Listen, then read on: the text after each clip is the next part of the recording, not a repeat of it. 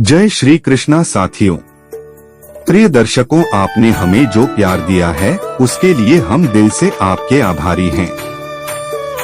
आशा करता हूं कि आगे भी आपका प्यार ऐसा ही रहेगा। जो व्यक्ति भगवान श्री कृष्ण की बातों से शिक्षा ग्रहण करेगा वह इंसान जीवन में दुखी नहीं रहेगा। इस जीवन में जो मनुष्य सफल बनना चाहता है वह भगवान श्री कृष्ण के ज्ञान से हर चीज हासिल कर सकता है। तो प्रिय दर्शकों, इस वीडियो को ध्यान से पूरा मन और दिल लगाकर अंत तक जरूर सुनें और वीडियो शुरू करने से पहले कमेंट में जय श्री कृष्णा राधे राधे जरूर लिखें। और यदि आप हमारे चैनल पर नए हो तो वीडियो को लाइक और सब्सक्राइब करना ना भूलें। इसी तरह के वीडियो को देखने के लिए पारिवारिक विचार चैनल को जरूर सब्सक्राइब करें। प्यारे मित्रों, गीता का अध्ययन करने से व्यक्ति का जीवन महान बनता है। साथ ही मानव जीवन को संपन्न बनाने के लिए जिन तत्वों की आवश्यकता पड़ती है वह सब गीता में निहित हैं। श्रीमद् भागवत गीता हिंदुओं के पवित्र धार्मिक ग्रंथों में से एक है, जिसकी रचना आज से लगभग 5000 साल पहले हुई थी। गीता का उपदेश महाभारत के युद्ध के समय स्वयं भगवान श्री कृष्ण ने अर्जुन को दिया था। हालांकि धार्मिक स्रोतों के अनुसार गीता का ज्ञान अर्जुन से पहले भगवान श्री कृष्ण ने सूर्य देव को दिया था। ऐसे में हम कह सकते हैं कि गीता एक अति प्राचीन धार्मिक ग्रंथ है। हिंदू धर्म में वर्णित चारों वेदों का सार उपनिषदों के रूप में मौजूद है और उपनिषदों का सार गीता में देखने को मिलता है, इसलिए इसे गीतोपनिषद भी कहा गया है। कहते हैं भगवान श्री कृष्ण ने अर्जुन को गीता का ज्ञान इसलिए दिया था क्योंकि महाभारत के युद्ध के समय अर्जुन के सामने जब उनके भाई बंधु खड़े थे तब वह उन पर प्रहार करने से पीछे हट रहे थे। इस प्रकार भगवान श्री कृष्ण द्वारा रचित श्रीमद् भागवत गीता में कुल 18 अध्याय और 700 श्लोक मौजूद हैं, जिनमें से 574 श्लोक भगवान श्री कृष्ण के द्वारा, 85 श्लोक अर्जुन के द्वारा, 40 श्लोक संजय के द्वारा और 1 श्लोक राजा धृतराष्ट्र के द्वारा कहा गया था। श्रीमद् भागवत गीता के अनुसार सृष्टि की रचना एक ही ब्रह्मा ईश्वर द्वारा की गई है और गीता के माध्यम से ही मनुष्य को सच्चे ज्ञान की प्राप्ति होती है। गीता में सृष्टि की रचना से लेकर मानव जीवन के विकास क्रम, धर्म, कर्म, संस्कार, वंश, नीति, कुल, राजनीति, नियम, प्रबंध इत्यादि के बारे में जिक्र किया गया है। यदि कोई व्यक्ति श्रीमद् भागवत गीता का अध्ययन करता है तो उसके जीवन में मौजूद सभी दुखों का अंत हो जाता है। इतना ही नहीं, गीता के प्रवचन सुनने मात्र से ही व्यक्ति को अपनी समस्त परेशानियों का हल मिल जाता है। श्रीमद् भागवत गीता को जानने के बाद व्यक्ति अपने जीवन में आसानी से सही और गलत का चुनाव कर लेता है। साथ ही जिन व्यक्तियों के जीवन में चिंता और तनाव अधिक है उन्हें नियमित तौर पर श्रीमद् भागवत गीता का पाठ करना चाहिए, जिसके परिणामस्वरूप उन्हें निकट भविष्य में सफलता प्राप्त होती है। गीता के अनुसार जीवन में सफल होने के लिए व्यक्ति को अपने कर्मों पर भरोसा करना चाहिए। गीता में यह भी लिखा है कि यदि व्यक्ति को अपने जीवन में खुश रहना है तो उसे अपने वर्तमान से संतुष्ट होना होगा, अन्यथा वह कभी खुश नहीं रह सकता है। मित्रों, हम बात करते हैं भागवत गीता के 18 अध्याय के बारे में। गीता का पहला अध्याय अर्जुन विषाद योग कहलाता है, जिसमें महाभारत युद्ध के समय अर्जुन की मनोस्थिति का वर्णन किया गया है।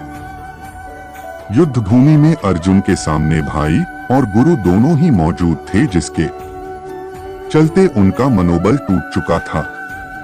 ऐसे में अर्जुन के सामने यह चुनौती थी कि वह युद्ध करे या नहीं, जिस पर भगवान कृष्ण ने अर्जुन को गीता का ज्ञान दिया।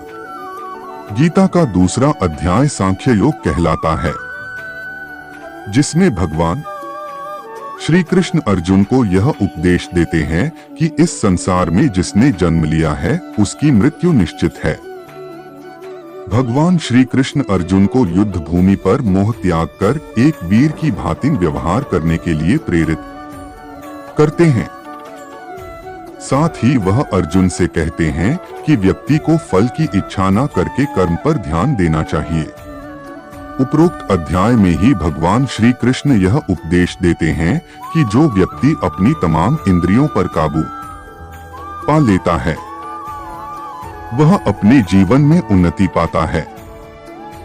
इस प्रकार श्री कृष्ण और अर्जुन के बीच संवाद के अलावा गीता के दूसरे अध्याय में भगवान श्री कृष्ण ने स्थिर व्यक्ति के गुणों का व्याख्यान किया है। गीता के तीसरे अध्याय में भगवान श्री कृष्ण ने अर्जुन को कर्म की महत्ता स्पष्ट की है।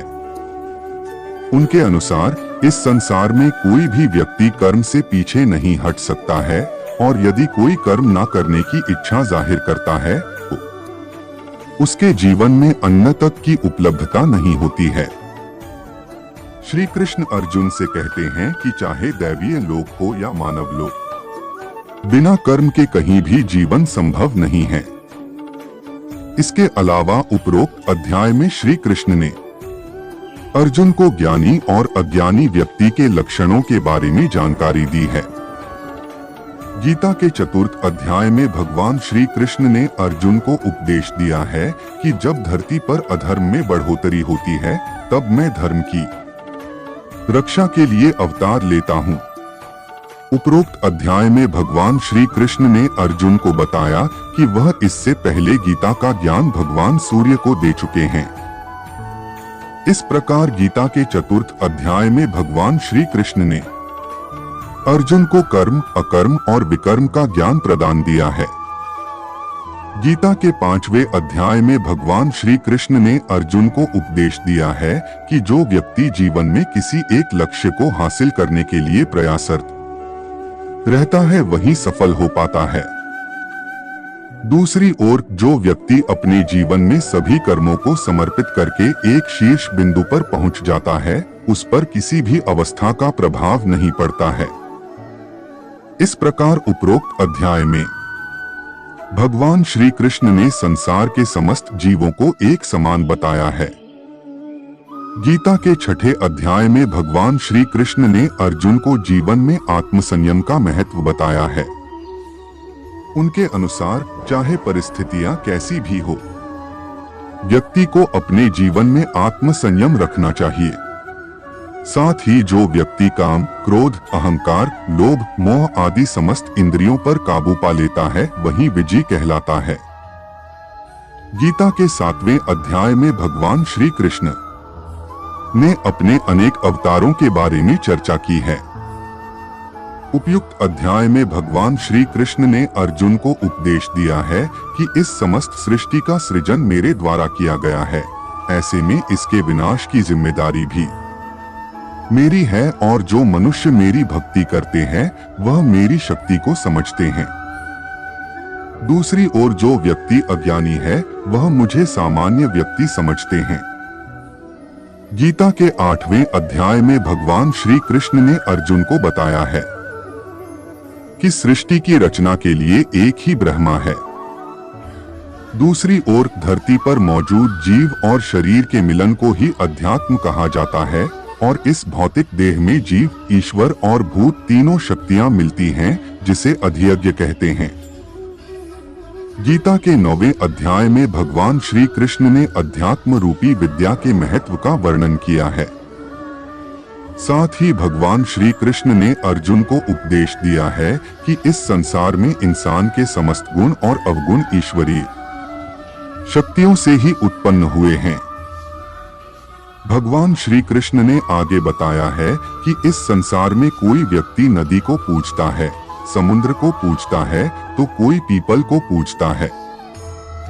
उपरोक्त सभी में देवी देवताओं की छवि देखने को मिलती है। गीता के 10वें अध्याय में भगवान श्री कृष्ण ने अर्जुन को यह समझाया है कि इस संसार में सर्वत्र देवी देवताओं का निवास है, इसलिए धरती पर मौजूद समस्त स्थान श्रेष्ठ हैं। साथ ही जो प्राणी बल युक्त हैं उन सब में ईश्वर का अंश विद्यमान है। गीता का 11वां अध्याय विश्वरूप दर्शन कहलाता है। उपरोक्त अध्याय में पांडव अर्जुन ने भगवान श्री कृष्ण के विराट रूप के दर्शन किए थे। साथ ही भगवान श्री विष्णु ने अपने चतुर्भुज रूप को सबके सामने रखा।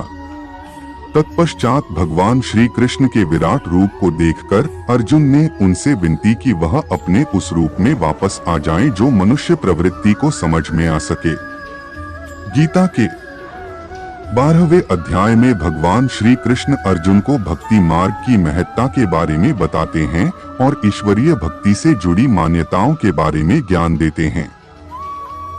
भगवान श्री कृष्ण अर्जुन को उपदेश देते हैं कि भक्ति मार्ग में भक्त के पास ईश्वर का एक भौतिक रूप मौजूद है जिसके आधार पर वह जीवन की नया पार लगाते हैं। गीता के 13वें अध्याय में भगवान श्री कृष्ण ने अर्जुन को भौतिक देह की महत्ता के बारे में स्पष्टीकरण दिया है। साथ ही अर्जुन को बताया है कि इस संसार में जानने योग्य चीजों के बारे में ज्ञान प्राप्त करना आवश्यक है, जिसे जानकर व्यक्ति को परमानंद की प्राप्ति होती है। गीता के 14वें अध्याय में भगवान श्री कृष्ण ने रजो तमो गुण का व्याख्यान किया है। साथ ही अर्जुन को उपदेश दिया है कि जिन मनुष्यों के गुण सात्विक होते हैं उन्हें स्वर्ग की प्राप्ति होती है और जो व्यक्ति रजोगुण धारण किए हुए है वह इंसानी जन्म पाते हैं। तो वहीं जो व्यक्ति तमोगुण लिए हुए हैं वह आलसी और निद्रामी प्रवृत्ति के होते हैं, जिन्हें नीच योनि में जन्म मिलता है। गीता के 15वें अध्याय को पुरुषोत्तम युग के नाम से जाना जाता है। उपरोक्त अध्याय में विश्व के अश्वत्थ रूप को वर्णित किया गया है। भगवान श्री कृष्ण के अनुसार एक ब्रह्मा शक्ति के द्वारा इस संसार का जन्म हुआ है और उसके द्वारा है सूर्य और चंद्रमा अस्तित्व में आए हैं। इस प्रकार मानवीय चेतना और ब्रह्मा द्वारा सृष्टि की रचना एक अनसुलझा रहस्य है। गीता का 16वां अध्याय गीता के 16वें अध्याय में भगवान श्री कृष्ण ने अर्जुन को बताया है कि सृष्टि के निर्माण में अच्छा बुरा, सत्य असत्य, प्रकाश अंधकार सब आवश्यक हैं, क्योंकि इन्हीं से धरती पर जीवन संभव है। दूसरी ओर धरती पर आसुरी और दैवीय शक्तियों का वर्चस्व सदा से ही रहा है, जिनके बारे में हमें पवित्र ग्रंथों और पुराणों से पता चलता है। गीता के 17वें अध्याय को श्रद्धामय योग के नाम से जाना जाता है, जिसमें भगवान श्री कृष्ण अर्जुन को उपदेश देते हैं कि व्यक्ति के जीवन में रज, तम और सत गुणों के आधार पर ही उसके कर्मों का निर्धारण होता है और व्यक्ति की निष्ठा वैसी ही बनने लग जाती है। गीता के उपरोक्त अध्याय में आहार संबंधी 3 भेदों के बारे में जानकारी दी गई है। गीता के 18वें अध्याय में सनातन धर्म के समस्त उपनिषदों का सार बताया गया है। भगवान श्री कृष्ण अर्जुन को बताते हैं कि इंसानी दुनिया और स्वर्ग लोक के देवी देवताओं में से ऐसा कोई नहीं है जो प्रकृति के उपरोक्त रजो, तमो और सतोगुण के प्रभाव से बच पाए हो। दूसरा, व्यक्ति को जीवन की हर परिस्थिति में बुद्धि और विवेक का इस्तेमाल करना चाहिए, क्योंकि विवेकशील बुद्धि ही व्यक्ति को अधर्म से बचाती है और यही मानवीय सफलता है।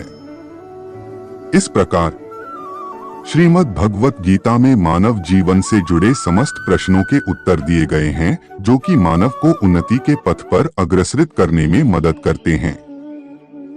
दोस्तों, वीडियो अच्छा लगा हो तो वीडियो को लाइक जरूर करें। ऐसे ही रोचक वीडियोस के लिए चैनल को सब्सक्राइब करना ना भूलें। जय श्री कृष्णा।